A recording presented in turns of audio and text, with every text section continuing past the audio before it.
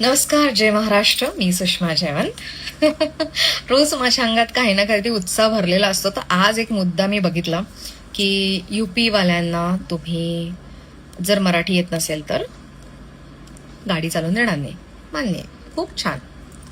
पण जेव्हा ते लायसन्स घ्यायला येतात तेव्हा गव्हर्नमेंटकडून जे लायसन्स त्यांना मिळतं ते दिलंच का जातं? तेव्हा का नाही कोणी सक्ती करत आहे?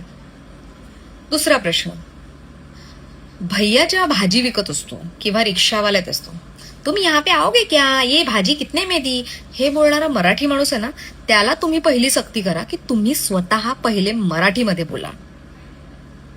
आपण लाज बाळगतो मराठी बोलायची आणि आपण इतरांना सांगतो की मराठी बोला. काय लॉजिक आहे?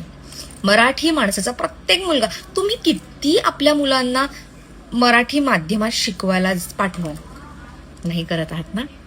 तर भाषेचं बंधन असणं नसणं मला कळत नाही, पण जे काही चाललंय, तू गलत आहे, तू गलत आहे, भाई तू पण चुकीचाच आहेस, याच्याबद्दल विचार करा आणि याच्यावर नक्की मत मांडा.